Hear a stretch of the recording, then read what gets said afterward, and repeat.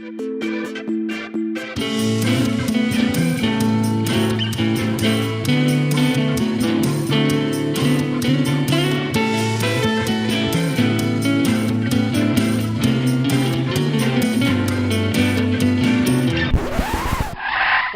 what is this shit? The Not Safe for Worker Placement podcast. I flipped the board. I despise that game. Oh, shit. That's how much. Oh, wait.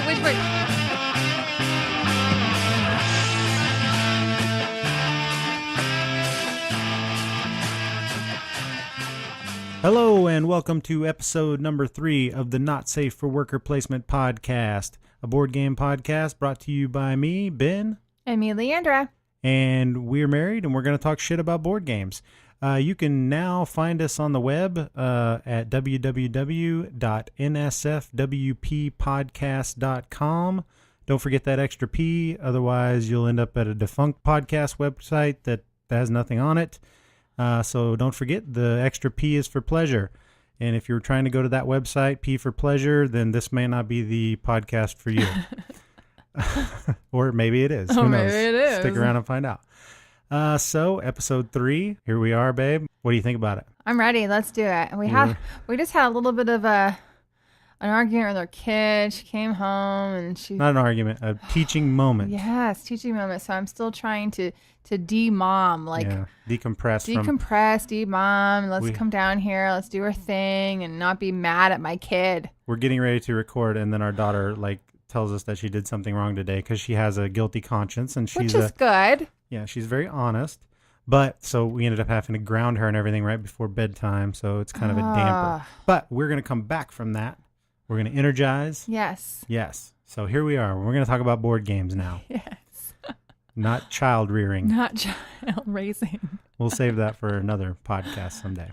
So the first thing we're going to do is talk about games we've been playing, like every week.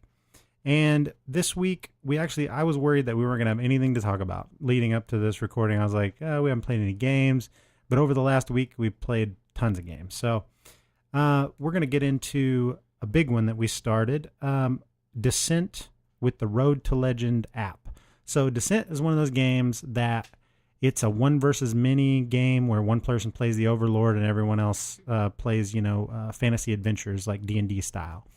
And it never interested me because we've tried those one versus many games and they just don't work for us, So now this app is out for it. And unfortunately, I think they might be canceling that line of games, but it doesn't matter because I went out and got everything I could get a hold of for it. What? Wait a minute. You went and bought everything that's possible that you can get for a game? Like all the expansions and all the pieces. You don't ever do that. Not everything, because there's so much crap for this game, but I got most of the boxes of, the big expansions for it. So what it is now is they've turned it into a completely co-op game. It's basically like D&D in a box, and you don't need a dungeon master. It's more of the fighting of D&D. There's zero role playing really. There's a good story, but it's kind of just tactical combat, which is a thing that you really like. I love. That's your favorite part of D&D. You don't care about role playing at all. Not really. I hate it. Yeah, so you just want to do the tactical I just fighting. want to beef up my girl and get awesome armor and cool weapons and how much ass can I kick. Yeah, and that's basically what this game is, right? I love it. Yeah. So I am thinking it's going to be really good. We played through about 3/4 of the first campaign, which took all day. And we really figured out the system now, I think. And what's beautiful about it is it works pretty much off of the blueprint that Mansions of Madness 2nd Edition works off of, where, you set up your map and then you just work through the adventure as you go, and the iPad just tells you what to do next, depending on what you do. And I think that works so good. There's the next best thing to have an actual dungeon master. Absolutely. And I liked that we were able to play together. And so it wasn't just me playing 5 characters and you being the DM, you and I got to play together. So that was fun for me too. Absolutely. That's the biggest advantage of something like this. So I think that Descent as a whole, the system, what did you think about how it works, like how, how you power up, how you level up, and how the cards work, and how the dice system works, where you have different colored dice that you roll for your different abilities. Like you've got red dice, blue dice, yellow dice, and there's black dice and gray dice for your defense, and they have varying strengths. So depending on the weapons that you have, you're rolling different dice, and the monsters are rolling different dice. What do you think about that system? I liked it a lot. I thought that I had like the range weapon thingy, and so that was fun for me because then the dice had. Well, you had reach. I had reach, not range, because there were two different things. You could hit somebody with a melee weapon from up to 2 spaces away, which was pretty cool. Yeah, and then the dice would tell you how many spaces away you were actually able to reach on on that turn. No, that was with the ranged weapon. Yeah. So the dice have numbers on it. If you've ever played Imperial Assault, uses the same type of dice where they have a whole bunch of things on the dice. You have hits and surges and then numbers, and the numbers are for if you have a ranged weapon. The blue die, I think it is, has all the numbers, and so you need to get the number of the spaces away that whatever you're trying to hit is, and that's your range. And if you don't get it, then you don't hit. So just kind of put an extra element of risk on my character. Like you're already rolling to see if you can attack. And then, so not only am I rolling to see if I can attack, but I'm also rolling to see if, I'm 3 spaces back. Is that going to be close enough, according to what the dice roll? Yeah, that's pretty cool. So that's very tactical. You have to decide, do I want to be far enough away where I can't get hit, or do I want to be close enough where I can for sure hit? And they had the surges too. Yeah, those were fun. Are cool. Because each character has a different ability that they can activate with the surges. So the surges are like little lightning bolt symbols.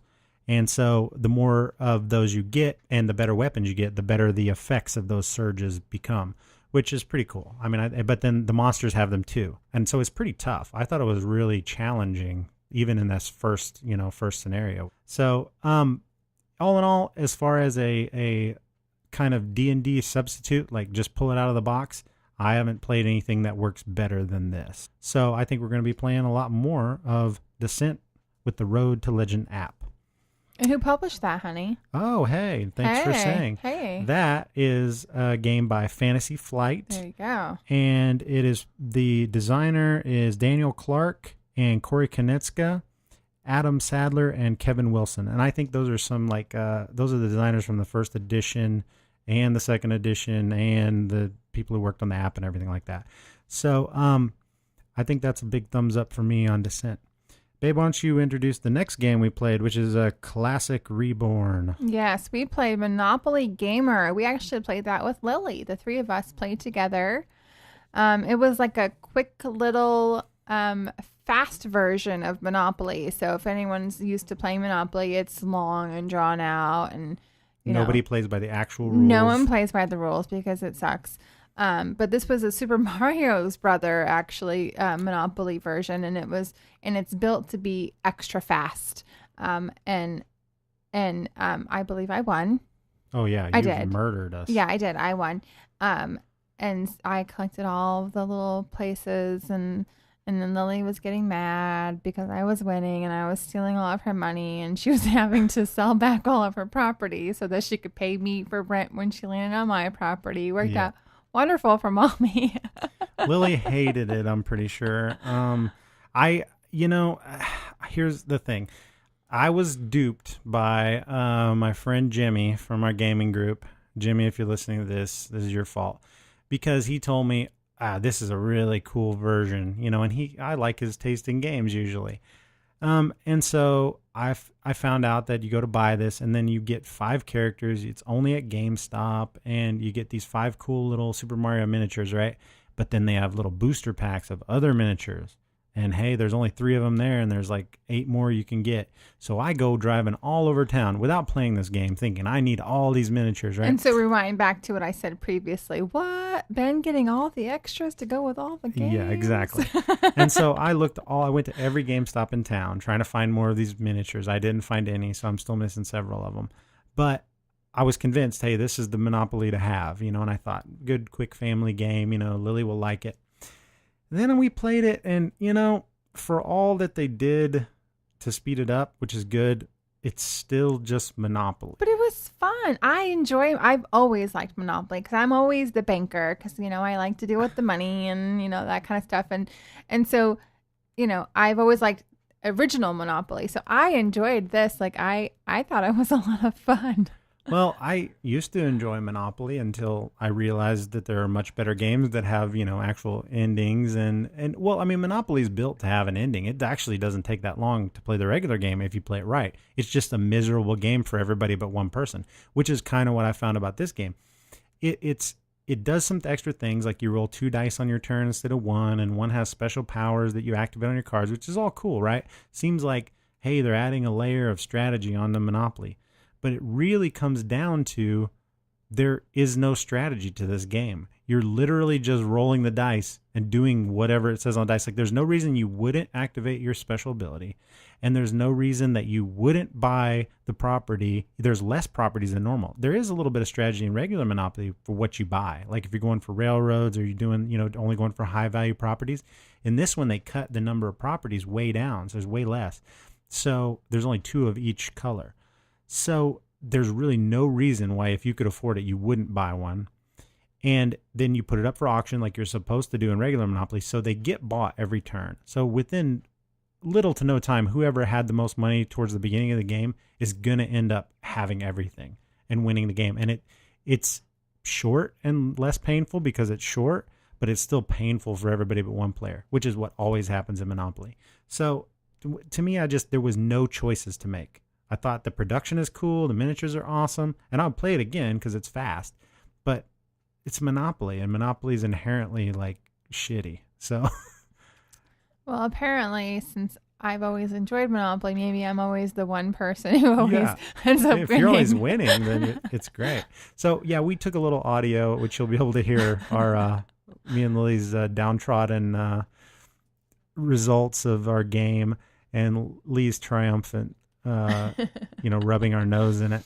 So we're going to go to that audio right now, and we'll be right back.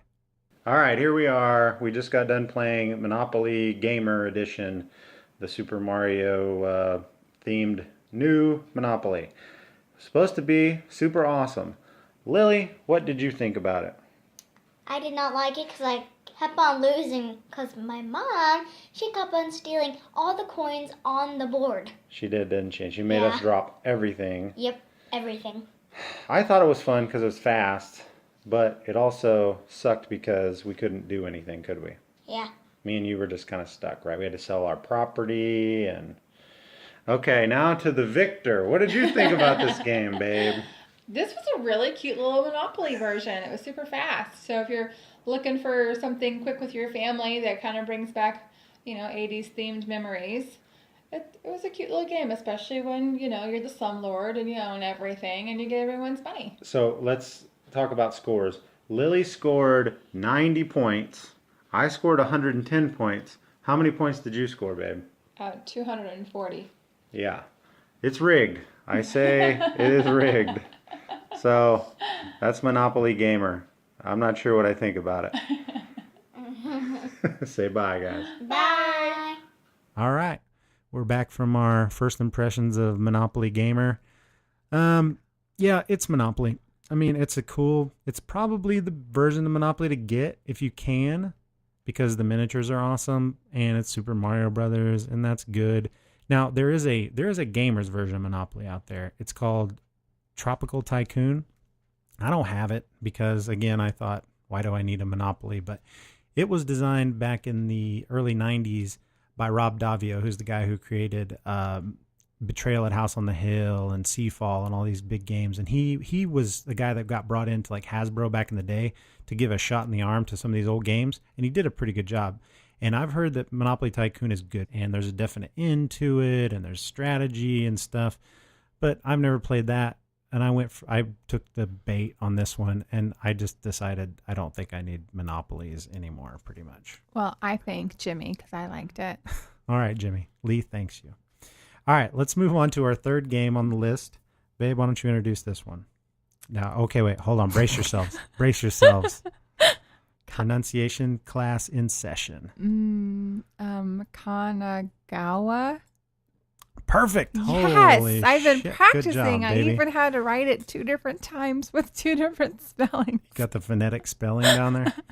Kanagawa. Yes. Kanagawa is a game by Bruno Cathala, which we talked about a couple of episodes in a row, I think. So many games we have of his. He's a great designer that churns them out. It's designed by him and Charles Chevalier, who he's worked with before in the past. And then I'm going to let Lee explain the rest of the game. It's a fun little game. It's about painting. So you have to not really bid, but these different sceneries come up, and you have to decide if you want to take them, and then you have paintbrushes, and your paintbrushes have to have the specific paint to paint each scenery, and then it just has a different points that you can add on if you get all the seasons, which I know makes no sense, but if you get all the seasons together, you get added points. There's all these different ways to get added points at the end of the game, but the whole point is you paint and you make these beautiful sceneries to go with it. Let's explain kind of how that works. Like, so you've got a board out front, and whoever's the first player, they lay out a row of 3 cards, or however many players, basically. If you're playing with 1 or 2 players, you lay out 2, 3, 4, whatever. And then everybody looks at those. Some are face up and some are face down, depending on what column they're in. And then you say, I'll take that 1 card, or I'll pass and see what else comes out. And as soon as someone takes one of those rows, they take the 1, 2, or 3. It only goes up to 3 cards that you put out. Some of them are always going to be face up and some of them are going to be face down. And you take them. And then you immediately have to do something with those cards. And the cool thing about those cards is they can be used in 2 different ways.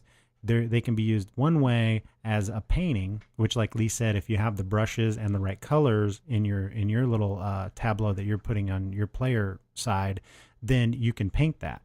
If you don't, you can flip it over, and there's a little side of it that you tuck under your other cards in your tableau, and you start getting more paints and paint brushes and stuff like that. So you're trying to build up your ability to paint these kind of paintings. And then there's lots of special bonus tiles that you can take. And those bonus tiles are cool because you have to claim them when you can, and they get better the more of one thing that you have. Like if you have so many paintbrushes, you can claim it, or you can pass on that. Like if you have 3 paintbrushes, you can claim one that's worth 1 point.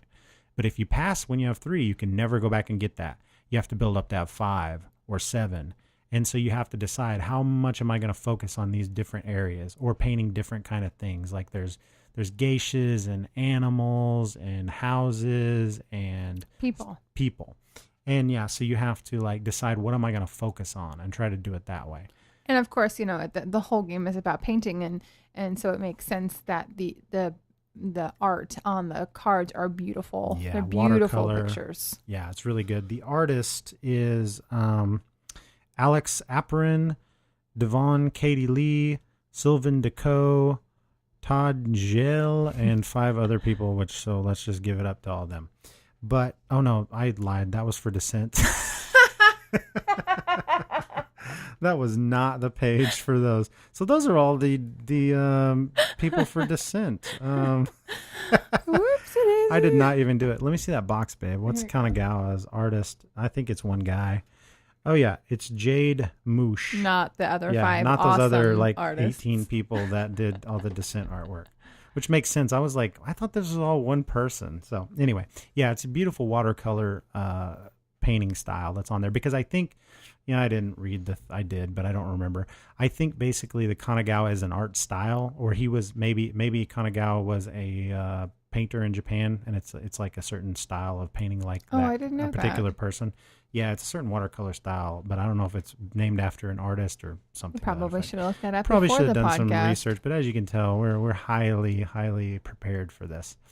So that's Kanagawa. I mean, I really like it. We played this a lot, actually. This is one of those like go-to, just, hey, we want to play something that we all know, and it's really fast, and it's super enjoyable, I think. What do you think, babe? I absolutely agree. I think it was my choice this time. Mm-hmm. Hey, honey, pick out a game. Okay, let's play this one that I cannot pronounce, but it's the paintbrush game, so that's what we play. Yes, the paintbrush game. Yes. Kanagawa.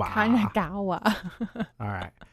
So after that same night, previous to playing Kanagawa, to end up the night, we started out, and I took Lee's challenge. She, if you remember in, I think, episode 1, she lamented how long it takes me to teach games, right? So I took that to heart, and great offense to that. And I said, it never takes me more than 10 minutes to teach games. So I picked out a game that I was like, well, I could teach this in 5 minutes, no problem. So it's Ethnos by Cool Mini or Not, designed by Paulo Mori with art by John Howe. And it's a new release from them, and it's really hot. Like, everybody's talking about it on podcasts and reviews, and you know, I was super excited when I heard the idea of it. And it's a very simple game. I think it's sort of based on Rummy.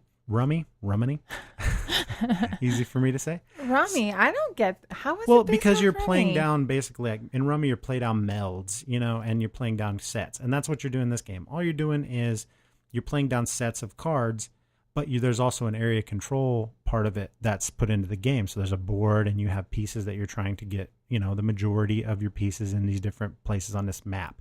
The theme is about fantasy creatures. And all the decks, or there's different decks that you add into your game, and you kind of randomize that, and they're different creatures. And all the different creatures have different special abilities. And there's a color of all the colors in the game of each creature. So basically you get one card to start out with, and then the rest of the game you're either drawing a card off the deck or playing down a set of cards. And when you play down a set of cards, you either have to play all of the same color or all of the same creature. So I could play all wizards or all minotaurs, or I could play all red and have all different kinds of the creatures in that And deck. then each creature has its own different kind of power. Yeah. So if you have all red, but it's ending in like what was the last one you just Like the said? Minotaur. The Minotaur. The The Minotaur Minotaur lets you put it on any other color, Yeah, so it you wouldn't have have to just be on red. Exactly. You have to pick one of them to be your leader, which is the top card on the deck. If they're all the same creature, then yeah, all have the same ability. It doesn't matter. But if they're all the same color, then you have to pick which one of those factions you want to use their special ability. And they could be like allowing you to keep some cards in your hand or make your set stronger, because you need to get bigger and bigger sets in order to put out more and more control on the board. So it's really cool and really simple. And I taught it pretty quickly. So He taught it in 5 minutes and 14 seconds. is that it? Well, yeah, we have audio proof. So I'm going to go right now. I think would be a good time to go to our most explosive audio that we've gotten so far on a first impression, because me and Lee had played this game once before, but Vaughn never had. So I thought this qualified for first impression. And let's listen to that right now. All right. We just played Ethnos by Cool Mini or Not. And it was a controversial game. Leandra, what are your thoughts on it? Well, my love, took you 5 minutes and 14 seconds to explain. Yay! Round of applause for me.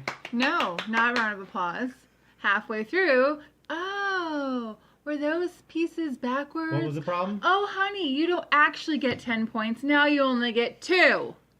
But you also had a commanding lead in that territory. Yeah, I did. I had a commanding lead and I was winning. And then fuckface over here decided to take over my spot. Wait. Identify fuckface. Vaughn. Okay. So mad. I was going to win.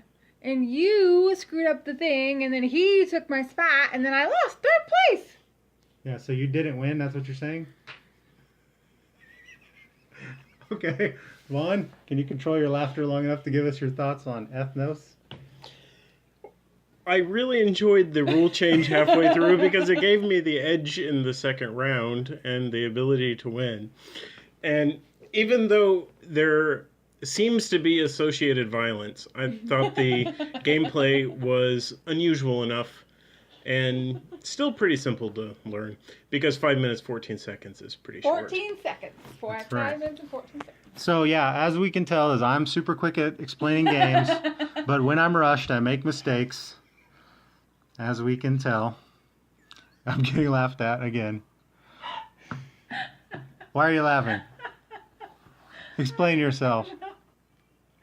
Well, that's our first impressions of Ethnos. Back to the show. All right, we're back. So, Lee has cussed up a storm. I apologize, everybody. Oh, sure. I was a little hot. Well, gosh dang it. 5 minutes and 14 seconds apparently was not long enough for you to give all of the directions, because you missed out on that. Switching the two pieces. Yes. I just missed out on the setup. Like, what happened was you have to lay out the points for each round, and they're supposed to go from low to high. and I didn't realize that, and I just randomized them. So a couple of them we had to retroactively change after the first round scoring. So the first round of scoring was going to be 10, and the second round of scoring was going to be 2. So I made sure to make sure, like, I want all of my people right here so I get that 10 points. And so as we're scoring the first round, then Ben's like, oh, wait a minute, maybe we didn't do that right. And then he switches it. And so then I lose 10 points, and that made me lose the whole damn game because then Vaughn came and just won everything. And yeah, I might have said some curse words on the... You very, very surely did say some curse words, babe. But that's okay. I hope you beep those out. Did you Never. beep those? Oh. We don't beep out on this show, only in the intro. Well, I mean, that was kind of a rough one. So anyway, that was Ethnos. I really think but here's the thing. I think it's cool, and I think it's easy to teach people, which is always a good thing. But I don't think it's as good as what I'm hearing. Like, it's not a be-all, end-all game. Is what people are going gaga over this game, and I think it's fun. I think it's so simple that it's it's almost very simple. Yeah, I think it's almost like there might be some deeper strategies in it than what I've seen the first couple times I've played. But honestly, it's just kind of, it's very beholden to the cards that you draw. It's luck of the draw. And it's, there's a little bit more to it, but I don't know. It's good. I like it. I'm glad I have it. The production value is over the top for what it is. There's special boards and stuff for the different types of creatures that come out, which keeps it interesting. And the variability of that is good. I like it, but I'm not impressed with it, I think, as a lot of people seem to be, But what do you think? I'd play it again. If I got the choice to, actually replay a game, I'd pick that one. Okay. Well, we'll see if that ever happens. I know. So that was Ethnos by Cool Mini or Not. And now we're going to talk about one that Lee, again, doesn't really remember because she hasn't played it in a couple of years probably. But I had the opportunity to play this with my friend Vaughn and Craig this past weekend, and that's the Legend of Drizzt board game.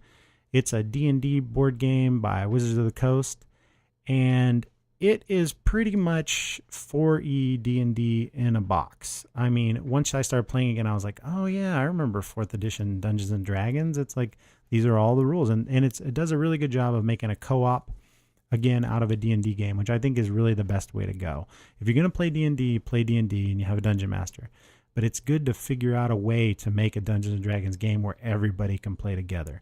And this one does it by basically having a randomly generated map that you build as you go out of a stack of tiles. And at every turn, you either have to explore a new tile or draw an event card, and sometimes both. And every time you draw a new tile and explore it, you have to draw a new monster type. And there's awesome miniatures, and my friend Craig has his set completely painted professionally, and it looks beautiful. So, we had all the painted monsters, all the painted heroes. And we did one that was, we were tracking down a dragon, which I think we had played this before, you and I, Lee. I played this scenario before where it was like the Shimmer Gloom dragon. And I got to say, I played this game a lot back when I had it. We can figure this out. We can beat this, And it got so tough that right at the end, it came down to literally one die roll where Vaughn needed to roll a 20 and we would win the game, because he needed to be able to do the extra damage on his card and all that. And he rolled a 19. And then he had a reroll ability that Craig could give him, and he rolled like a 17. So he didn't get the 20, but it came down to that last die roll, which is kind of the epitome of a good game, I think. Like, if you can come down to a co-op that was hard and you get to the point where the very last turn you either win or lose based on one die roll. That's pretty cool. So I apologize, I can't give any input. I don't remember this game. I try to show her pictures and everything. We played it many times, but it's been a couple of years ago. We even played with your sister when she was here. You're like, oh, she'd like this game, and we played it. But yeah, I don't expect you to remember it. But I wanted to bring it up because it was kind of a blast from the past that I hadn't played in a long time, and then I definitely had never played with a copy that was as nice as his with the painted miniatures and everything.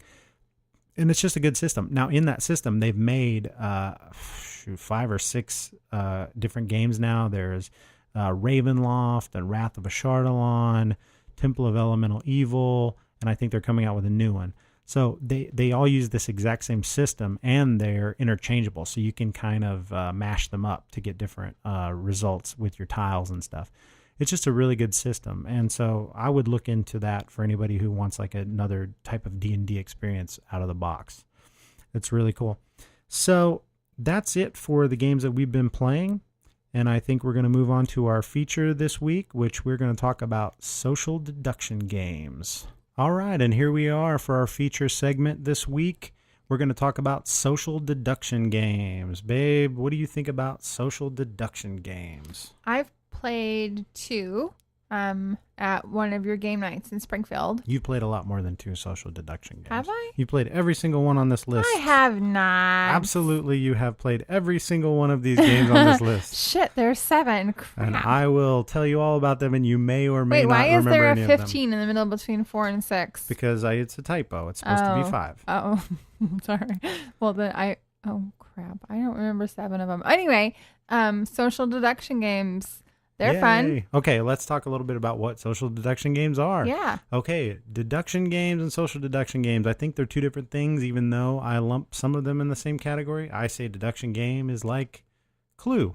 You're deducing something based on that. Social deduction as the wrinkle of somebody in the group is a traitor or a werewolf or a mafioso or a bad cop or something like that. That's the whole point. Is it's about wait, mafioso? Yeah, That sounds like a Harry Potter spell. Mafioso. Oh, babe, a mafioso is a member of the mob. Oh, okay, shit. But anyway, yeah, mafioso. That will turn someone into like the Godfather or something. I don't know. Put like a horse's head in their bed if you cast mafioso on them. Hey. Sorry. Okay, so basically, most social deduction games are made for high player count, which is pretty cool. So they're kind of party games. I think they started, I'm not exactly sure about the history, but I think the idea of the werewolf started with a game called Mafia, whereas basically like somebody would be the rat, and you'd have to like find out who the rat was. And that morphed into Werewolf, which is probably the most well-known social deduction game. And it's basically there was Werewolves of Miller's Hollow, which came, I think, before what most people play now is Ultimate Werewolf.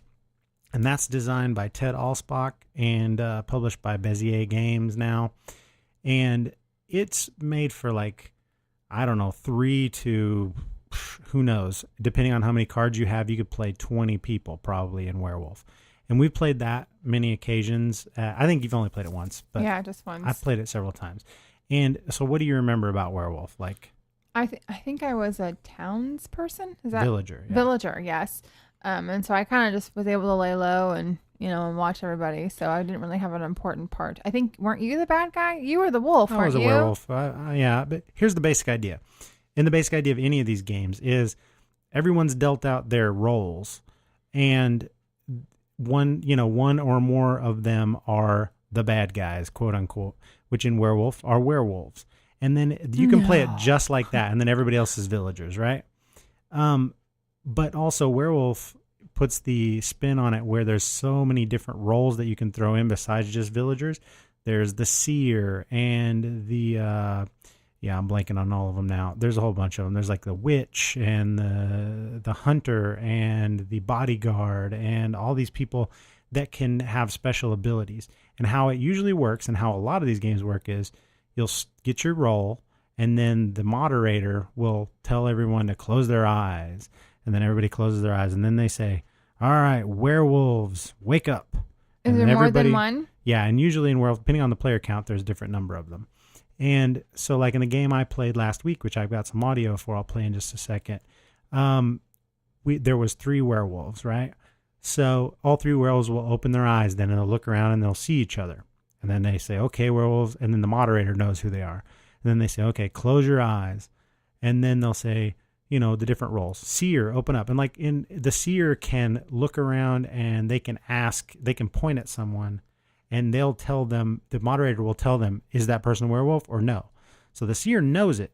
But the wrinkle is, once everybody's gone through their roles and they open their eyes up, then usually the werewolves get a chance to kill someone at night.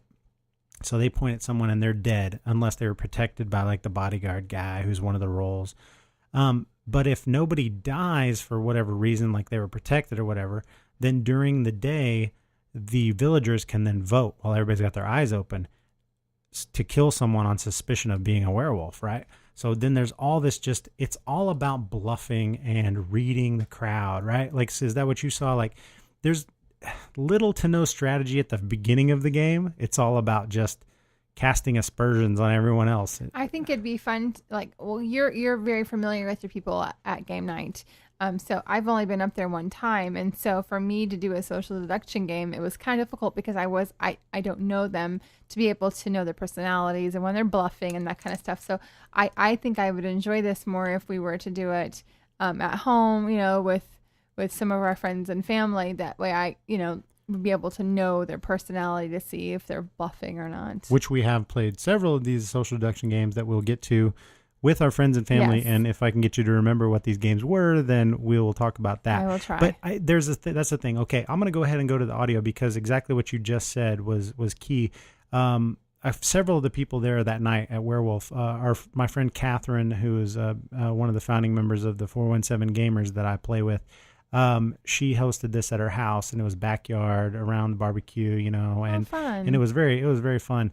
And everybody had their beer, and they were just hanging out. And I think there was like 18 of us or something.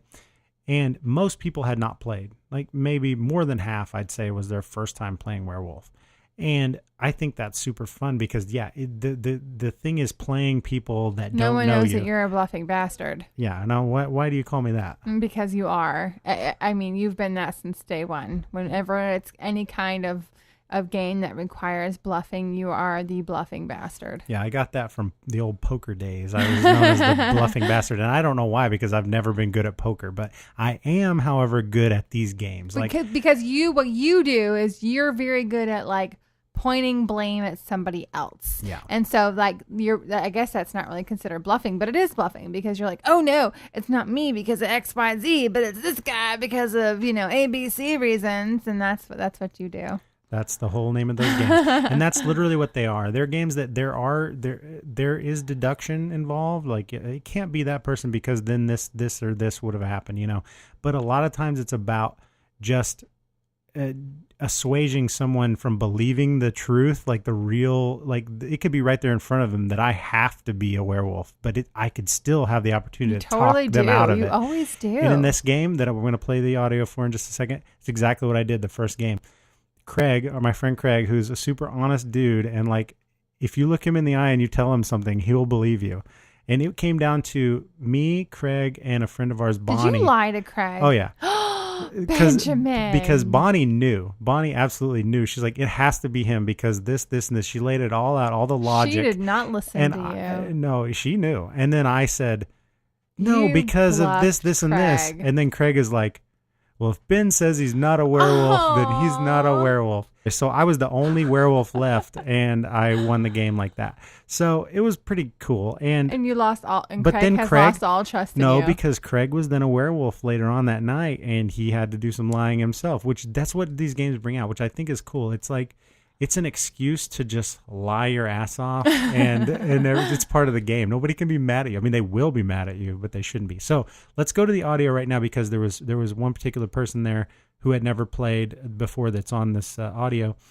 Summer is a friend of mine, Mike's girlfriend, and she had never played, and she had such a good time playing the crowd and everything. So let's go to that audio, and we'll be right back.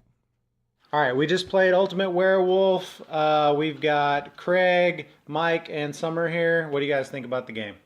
Craig? Fun party game. Real fun game. It was a lot of Enjoyed fun. every I've never time. played anything like Summer, that. yeah, this is your first time playing it. What do you think about the way that it works and how everyone is suspicious? Well, being in a group where I only know a couple people, but the one person I do know is just a brick wall of non-expression. It's a little bit difficult, but it was lots of fun trying to watch people for body language and suspicious activity. It was very good and beginner friendly. Cool. All right, Craig, since we all know you're always the werewolf now. I'm not always the werewolf, but it is one of the funner roles.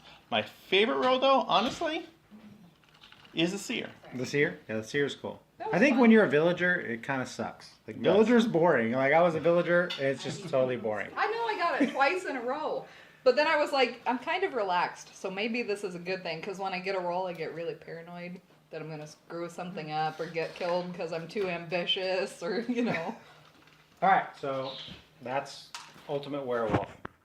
Okay, that was the Summer's first impression, basically. And Mike and you heard Craig, who was a werewolf there after that second game that we played. And they didn't win. They got killed, I think. But now he'll forever be known as the werewolf because he's never that in these games. Like, he's not good at lying. He's too honest of a guy. He's so honest. So he sucks at these games, and you could spot him from a mile away for these, and he knows it. So he knows he's not good, so he gets nervous. He says the wrong thing.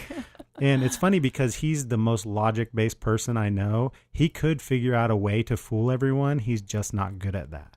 So let's move on from Ultimate Werewolf. But that being said, wait a second. Sorry. Hang on just a second. Props to Craig, though. That man usually wins every damn game. Oh, yeah. He wins every game. I mean, really. Yeah, he is a super smart guy that wins pretty much every game we play. It's like, it's almost the point, like, I love the guy, but it's like, when I sit down and play a game with him, I'm like, well, let's just play for second place, because second place is basically the winner because Craig wins. Yeah. So go, Craig, but you're the werewolf, and you know it. All right. So after that, we're going to talk about another one in the same vein of big player count party I played game. This one. Yes, you did. This is called Two Rooms and a Boom. And this is a really cool variant on it because it's a team game. And basically how it works is everybody's given either a blue card or a red card on the face. The backs are all the same color. And you hide your card away somewhere in your pocket or wherever, right? And then they separate the two parties, the two teams, the red and the blue team, into different rooms. So you need two rooms at least to do this. And the whole point of this game is that there are, like Werewolf, there are many different roles, but there's always these two roles. There is a president and a bomber. And the way that the game ends is if the president and the bomber end up in the last round in the same room. If that happens, then the bomber has killed the president and they win. The bomber's team wins. If not, then the president, if he stays separate from the bomber and the end round comes, then the president survives and wins. But there's a lot of different roles in there that allow you to change your color or bluff, like your one half of your card is a different color, so you can pull it halfway out of your pocket and show people, and they'll think you're on another team. And the whole idea is you send some emissaries from your room to go talk to people in the other room, and they send some people over to talk to you, and they've got to decide who they're going to send and what information they're going to try to tell them. And it's all about just spreading lies. I love this game. The first thing I do, like, I have social anxiety, right? I can't go talk to somebody that I just met at all. But for some reason within the structures of these games, I am like, all right, let's get down to business. Well, I'll just walk up to anybody. I'm like, let me see your card. And they're like, no, why would I let you see your card? My card. And then I sit there and I talk them. I sweet talk them into letting me see their card. And I see everybody's fucking card before the game is over. So I am great at that sort of thing for some reason. I don't know why. It gets my juices going, you know? You're so cute. What did you think about that one? How that all I only went down? played once, and it was in Springfield with your friends, with your 417 gamer friends. And I think I was the bomb guy. You might have been the bomb. I was. Yeah. I remember because like I showed a few people my card, and then I was like, oh shit, I'm not supposed to show my card because then whenever I showed to them, they were like, oh, I'm like, fuck, I just messed up like big time. And so I was like, don't tell anybody. As long as your team knows it, that's not really that big of a deal. Because but then she switched players, and then that's how we lost because then she switched colors. There's there's one card that, like, a role that you can't tell anyone your color. Period. You can never show it. And then there's one that if someone shows you their card, you immediately swap with them. So all you have to do is talk them into letting you see theirs, and then they have to give you theirs. There's all these different things. I think that game is amazing, but it can only be played well with a lot of people. Like, the more people, the better. I don't know how many it goes up to, but we probably played with 20 or more people. And the more, the better, because you have to have that push-pull of, like, I know this, and then you have to be able to lie about what you do know and what you don't know and get the right people to, you know. I'd like to play that one again. I would too. Yeah. It was one that was coming out a lot when it first came out, and they were playing it all the time, and then I haven't seen it anywhere because it's a special kind of game. You have to get, like, the right group and the right place to do it. it could be done in a house, but how many times do you have, 15 people that want to play a game like that? It's just kind of a convention type game. But that's 2 Rooms and a Boom, which is really cool. And then the miniaturized version of 2 Rooms and a Boom is a game called Good Cop, Bad Cop, which you played several times with me and the family and everything. What it is, I'm getting a blank stare, but believe me, you've played it. Pick up that little card box right over there and look at some of those cards, and it'll jog your memory maybe. So basically, 2 Rooms and a Boom, Good Cop, Bad Cop is like you sit around a table. Oh, yeah. Yeah, okay, good. So you have several, you can play it with, I think, 4 or more players. And basically, everyone gets dealt 3 cards, and they're either good cops or bad cop cards. And whichever you have the majority of. So if you have 2 good cops, you're a good cop. If you have 2 bad cops, you're a bad cop. And there's also a kingpin and I think that's it. There's a kingpin. That's the ultimate bad guy. And the idea is that the good cops need to kill the kingpin, and the kingpin needs to make sure all the good cops die and only the bad cops stay around to win the game. And there's some equipment cards that go out in the middle, and on your turn, you can either look at someone else's card or take an equipment or take a gun, if you've got one, and point it at someone. And then you can shoot that person or not. You can decide to do that. And that's all about trying to figure out who's on your team and who's not on your team. I really like it because it's a really quick bluffing, completely about bluffing. I mean, even if you're a good cop, just about bluffing to lie to say you're a bad cop so that you figure out who the kingpin is. You want to be on everybody's team, but you can't be, and everybody knows that, So that's what it's all about, is about trying to pretend like you're playing both sides and get as much information as you can. What do you remember about that, Beb? Anything? Yes, we did play it a lot. That was like last year or so that we used to play it quite a bit when it first came out, I think, or at least when we first got it. But yeah, I liked it. It was fun. I always lost because I'm a horrible bluffer. Yeah. Horrible bluffer. I'm kind of leaning on the side of Craig. Yeah. Yeah, you kind of wear it on your face, whatever's happening. Like if someone accuses you of something, you can tell immediately if it's true or if it's not true. Like, so, and then you got it. But that's the beauty of these games is you got to read that, and then like you got to know that you're like that. Like anytime you play a game like this, just know that that's your normal, resting way to be, and try to use that to your advantage. So that's what kind of about these social deduction games. We should play them more often. That way I can be better at them because you play these in Springfield without me. That's true. And next so that was Good Cop, Bad Cop. I really like it. I think it's a really good little cheap game. It comes in a card deck. It's super cheap. And then there's Secret Hitler, or the version that I made myself was Secret Sith. So Secret Hitler is made by the people that make Cards Against Humanity. And unlike Cards Against Humanity, which can be fun in the right circumstances, it's an actual game. It's a real social deduction game. Maybe one of the smarter social deduction games there is. But, fuck Hitler and fuck Nazis. I don't care to even play games really that have those things. I don't even like that theme. I don't care to play a Nazi, much less be Hitler in a game. So I print and played the version that you can find on BGG of Secret Sith. That's a Star Wars version of it. It's all the same game. And basically what you're doing in this game is you're getting your secret identities, and you're either going to be a separatist or a loyalist. And if you're a loyalist, you're just a loyalist. You're just the good guys. If you're a separatist, you can either be just a plain old separatist, or you could be Emperor Palpatine. And if you're Palpatine, then the ultimate goal is that the separatists the loyalists want to kill you before the end of the game, and you want to survive and get you want to get elected as the chancellor. Because if you get elected as chancellor and you're Palpatine, after a certain point of the game, you win. And this game is completely about just bullshitting your way into the minds of the other players. So we played this several times, and it gets heated because people get mad at you if you don't believe them. And it's Star Wars theme. Yeah, Star Wars theme is so that good. Makes it better too. Yeah, that makes it better than Hitler. I mean, So what did you think about it? I mean, because it gets heated. Like, it takes people who never played those kind of games and like it screws with their heads. It's the same. Like for me, it's similar to Good Cop, Bad Cop. You know what I mean? Yeah. It's just all bullshit and the next guy next to you, and it is. But there's more stuff to actually know. There's more information in this game because you're passing legislation, either good or bad, for separatists or loyalists every turn.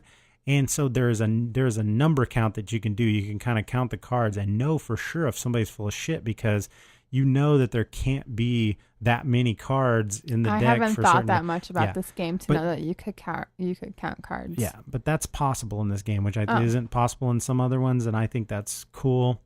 There's a lot of little things built into it. I'm not explaining how to play it exactly, but it's worth a try. Like for what they've done, especially, I mean, the Secret Hitler, it's a good production. It has really cool pieces, and but I prefer the Star Wars reskin, obviously, because who wants to sit around and like, I'm Hitler and I won, and then you're like, well, fuck Hitler. Yeah, fuck you. Who cares? So any game that makes you be Hitler and then be happy that you're Hitler and that you won, that's just kind of an insult to everyone. That's just a slap in the face. People I can't imagine sitting around a table with Jewish people and being like, yay, we just played this fun game where I'm Hitler and I just won. That's just stupid, So the theme to me is dumb, but the idea behind it is really good. So that's Secret Hitler / Secret Sith. And then we'll move on to, we're going to talk about Deception Murder in Hong Kong vaguely, really quickly. I think it's really cool. It mixes these type of games with Mysterium.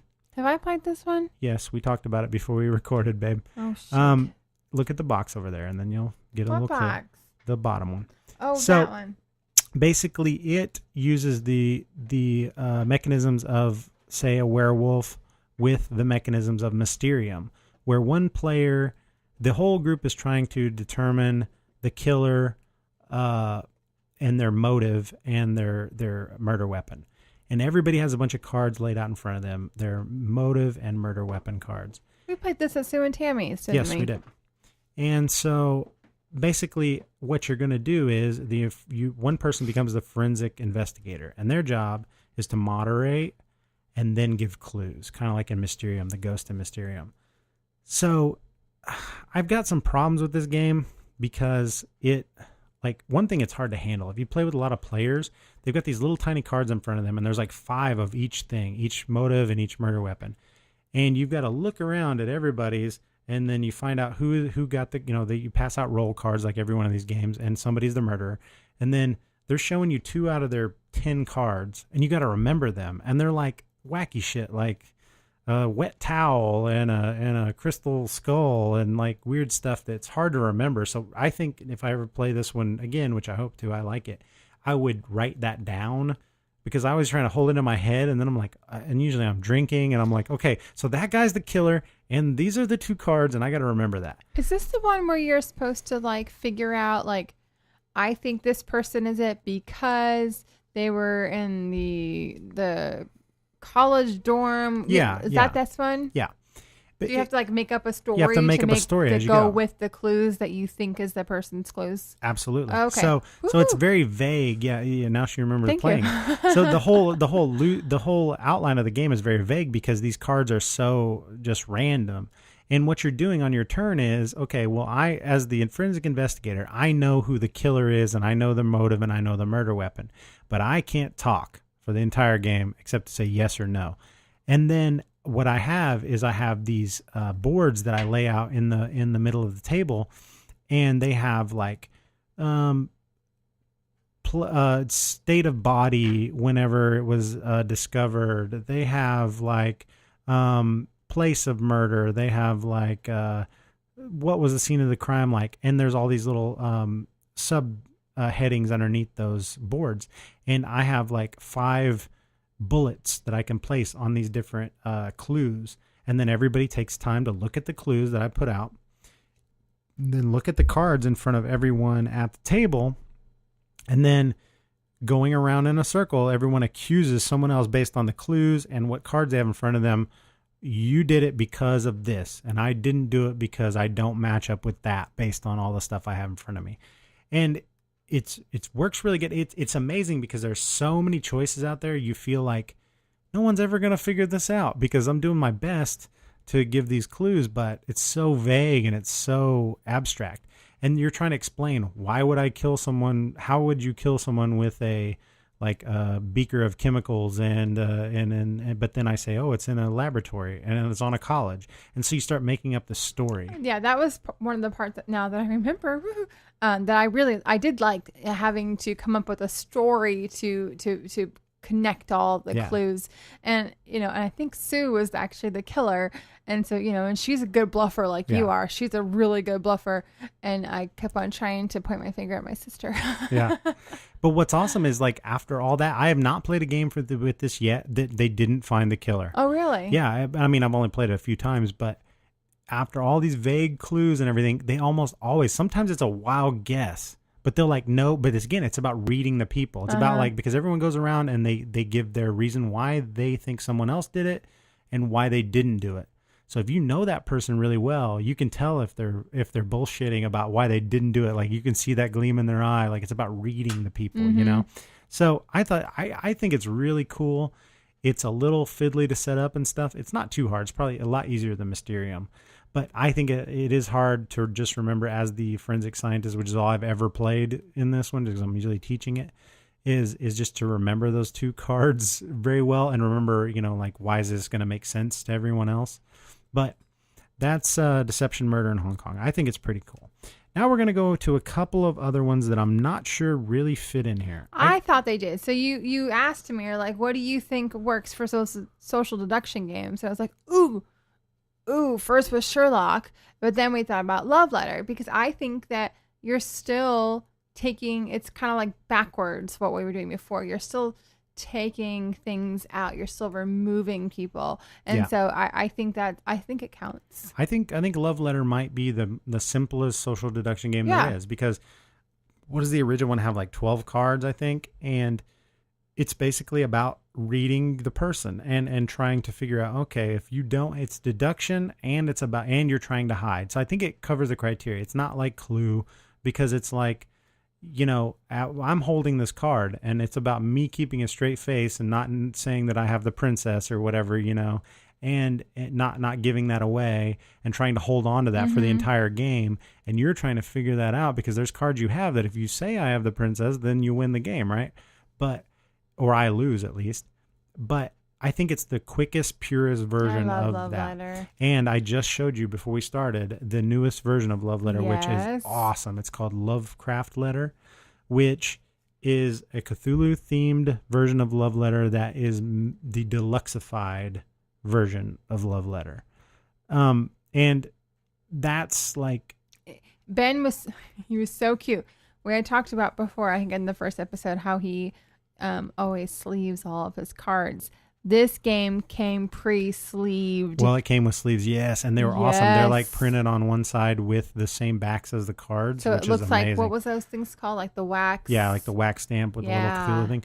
And this is something I wanted to bring up, and I think we should because I want to have a whole, maybe I should just save this for another episode, but hell, let's just do it now. It's going to be a long episode. It might be, but it's just because I've been thinking about this every time because I'm always talking about Cthulhu themed games, right? Being one of my favorite themes. Some people hate it, you buy everything Cthulhu. Like I don't care about zombies, but I do like Cthulhu. And some people say, they're both saturated. There's too much Cthulhu stuff because it's a free intellectual property that you can just use. It's public domain. So H.P. Lovecraft died. He gave up his stuff to public domain. So you don't have to pay to use Cthulhu, which is a big reason why everybody uses it. But there's also a big fan base. But the big thing is to me, I love Cthulhu mythos as a theme for board games. It seems to fit really well, and I like H.P. Lovecraft stories before I started playing board games. So it's just cool that there's so many board games about it. But the big thing to think about is H.P. Lovecraft himself. It's like I talked about Hitler earlier. It's like he was, by all accounts, a racist, xenophobic piece of shit. Oh, really? Yeah, he was not a good guy. And maybe he just had a terrible life, but also in his stories, there's a lot of, it was in the 20s and 30s, yes, but to me, that's no excuse, so was Hitler. So he was a piece of shit in of himself, and that brings up the question of, can you separate the art from the artist? And how do you do that? And that's a big thing. Like, I think that's maybe a reason why a lot of people don't like Cthulhu as a theme. Maybe, yeah. But, I didn't know that. Yeah, he's just not a good guy. But to me, I didn't know that about him before I already liked his world that he built. So him being an asshole doesn't make me like him at all. What do you mean? Like, what did he do to make him an asshole? I don't know the full thing. All I do know is, like, reading his stories, he's a xenophobic person where he looked at Americans and white Americans as being the superior race of the world, and everyone else, you know, he makes a lot of references to the dark continent of Africa being just, you know, shit like that, where he's just, and there's many personal accounts of him not being a good husband and, you know, just being a bad all around guy and a pretty sad guy, you know. But that is neither here nor there when it comes to me. Like, it is but he's been long dead. And I think the biggest difference, like, think about it, like Michael Jackson. Let's take Michael Jackson, for instance. Like, I was the biggest Michael Jackson fan when I was a kid. And I remember one of my first times, real memories that I still have of being super disappointed, was when I saw on the news one morning when I was getting ready to go to school that he had been, like, indicted for child molestation and all this stuff. And I was like, oh no, like, he's been my favorite for years, you know, how can that be? And I didn't believe it, you know, and all this, and then all this shit comes out about him. And for years and years, I just wouldn't listen to him, you know, and now he's been dead for a little while. And now our kid loves Lily Michael Jackson loves music. Michael. Yeah. She's infatuated with it, like I was at her age. And there's something to be said for the undeniability of the guy's talent. Here's the thing, much like OJ, you know, he was acquitted of all the charges, right? Or paid out of court for all these things. So legally he didn't do anything wrong. But do I think he did anything wrong? Do you think he did anything wrong? Yeah. Yeah. Do we all think OJ killed people? Absolutely. Yes. But he legally didn't, right? So do we separate the art from the artist? And it's hard for me to do because I don't want that to be a thing that I encourage that kind of person to succeed. But then, you know, when I hear Billie Jean, I mean, it makes my little ass wiggle, you know, like a young Macaulay Culkin. So, I mean, it's hard for me to separate that, you know, because there's and think about, there's Bill Cosby. Think about all the ways that Bill Cosby helped people in the 80s, right? With just like being supposedly a good moral role model. And I remember just myself, like, I love that show. Yeah, it was a great show. He was a great comedian. And then you come to find out he's that a piece of shit. Yeah, he's a rapist and all this. But legally, it was a hung jury. So he's legally not any of these things. But do we think he probably is? But he's got money, and money gets everybody off the hook. So do we separate the art from the artist? And I have a hard time doing that. Like, Lily's getting into all these old shows, right? These shows from the 80s and stuff, and rewatching them. And she loves Fresh Prince of Bel-Air. And, you know, Will Smith has upheld himself as a fine, upstanding dude. So I'm okay with her doing that because she sees him now doing things. But it's hard for me to let her but watch like, the Cosby yeah, I won't Show. let her watch the Cosby Show right now. Maybe some year, whenever Bill Cosby's dead, hopefully soon, because he's an old fuck and he's probably going to burn in hell now for all the things he's done. I mean, honestly, it's like this many people don't come out and say you did something if you didn't do anything. I agree. It's I agree. ridiculous. And the only reason he got a hung jury is because he's got all the money in the world and he's a famous icon, right? So you can get away with anything you want, but that doesn't excuse you of your moral obligation and doesn't let me off the hook for just saying, okay, well, it's cool because there was a hung jury, so it's cool to just go watch the Cosby Show and pretend like nothing ever happened. But he ruined my best impression of all time. You do a good. It's the only thing I Cosby can impression. do. And now he's the a pudding complete pop one. Yeah, now he's a complete asshole, and I can't do it in good company. Nope.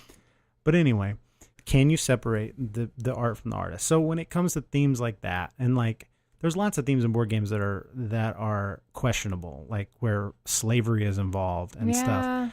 And if it's handled well, then it's okay because it happened and you can't pretend that it didn't happen. Yeah.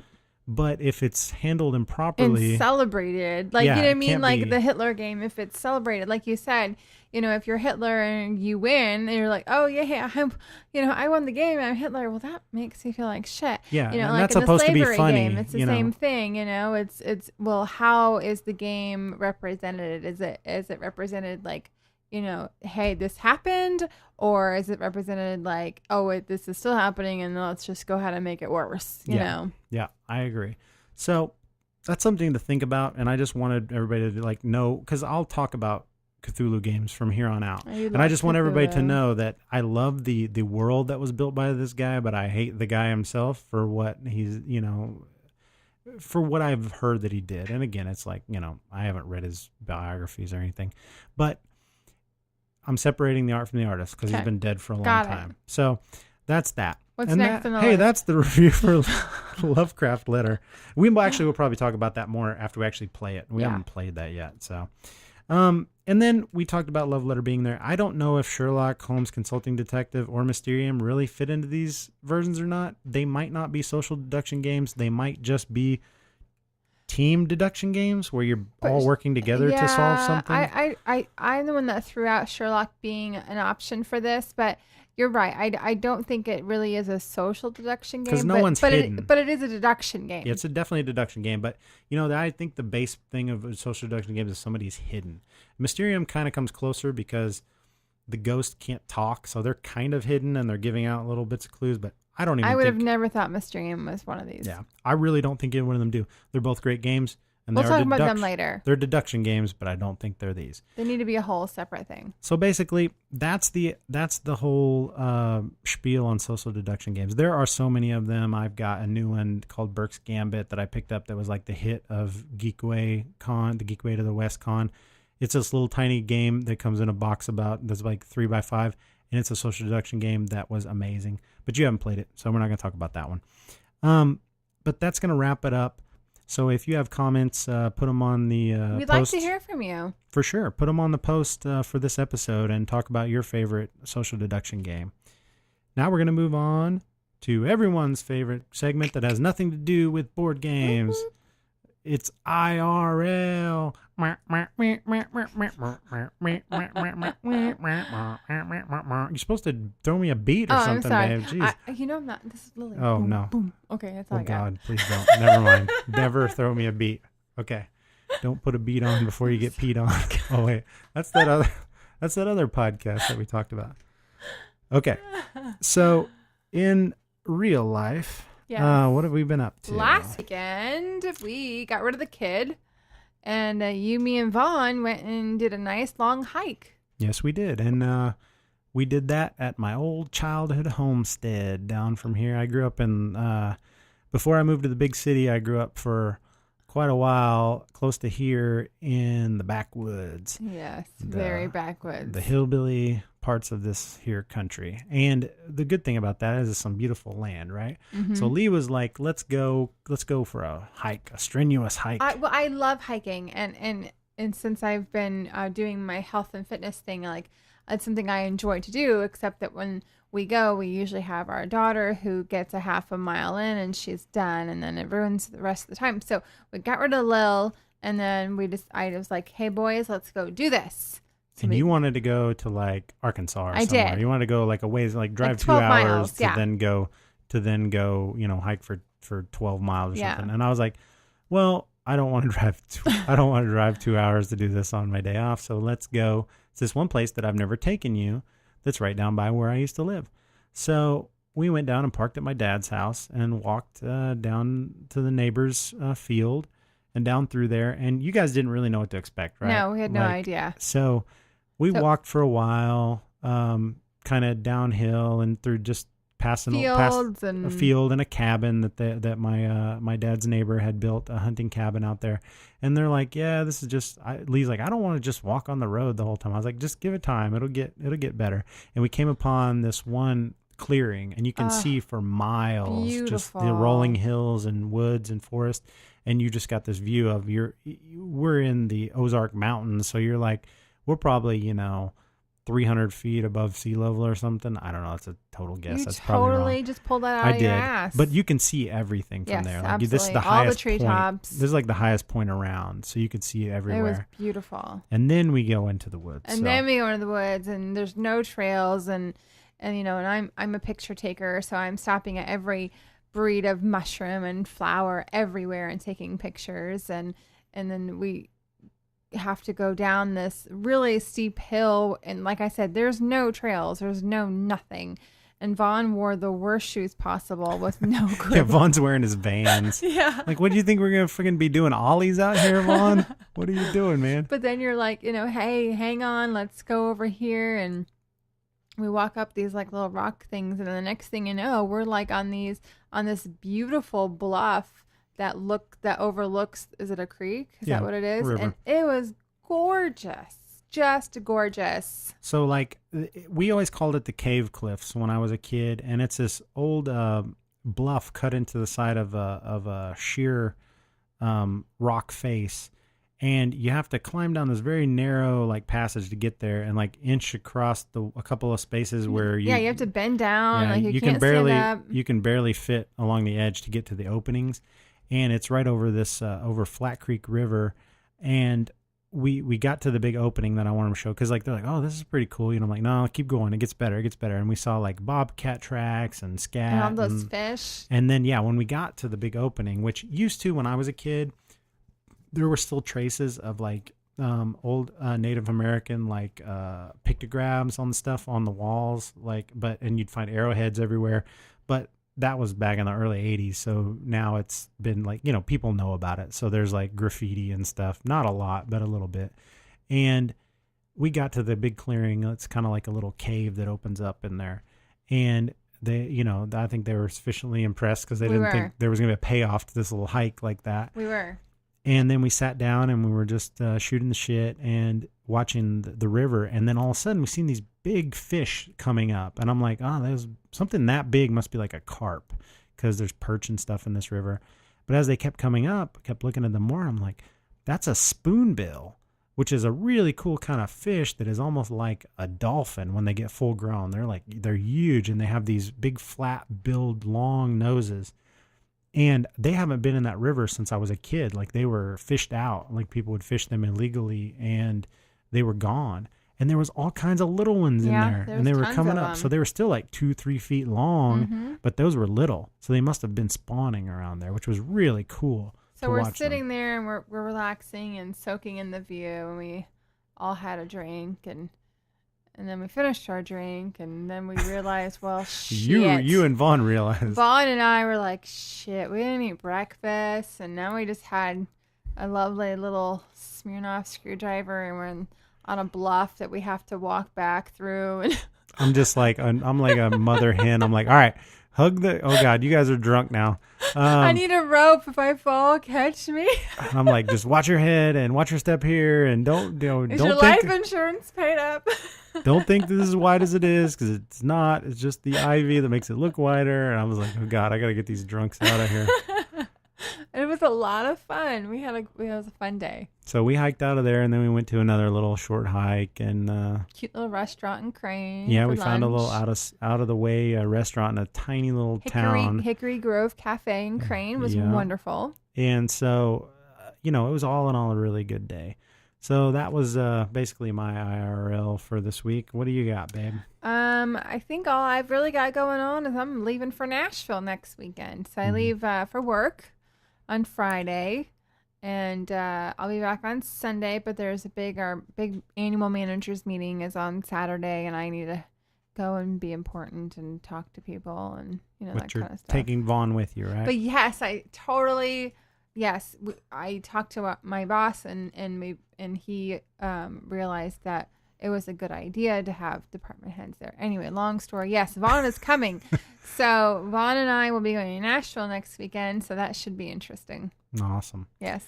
I know how you guys' meetings are. It's like you got to go to a meeting. Yeah, I got to go to a drinking party, which is all that was. There was no meeting at all. It was I know what you're going to be doing in Nashville. But I felt really good, because that was I've worked with the company now for going on 10 years, and that was the first time you've really met all of the district advisors that I've deal with on a daily basis. So I was proud to be able to show you off, and and oh look, this what is a my prize. husband, and this is what I get. This is what I do. So well, it's good to see you in your element. Yeah.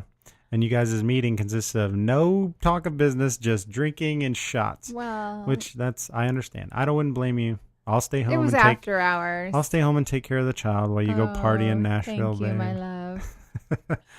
All right, so that's our IRL, right? That pretty much wraps it That up. covers it, babe. And that's going to wrap up this episode, number 3 of the Not Safe for Worker Placement podcast. This one's a little bit longer than the second one, so we're not going to take up any more of your life.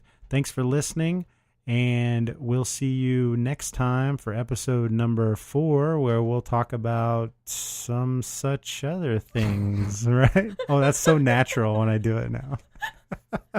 Oh, it's so natural. And then the real ending of the show, which has to happen, and I was not prepared for, You were not but I will prepared. do now, because there's only one way to really end a good show, and I'm that's sorry. this. Oh, There it God, is. There it is. Yay! It's the meeple shart. Oh my All right, goodbye, everybody. Bye. Thanks again for listening to the NSFWP podcast. You can find us on the web at nsfwppodcast.com and on Facebook and Twitter at NSFWP Podcast. You can also find me on Twitter at Meeple of Madness. Come on back next week for another great episode. See ya.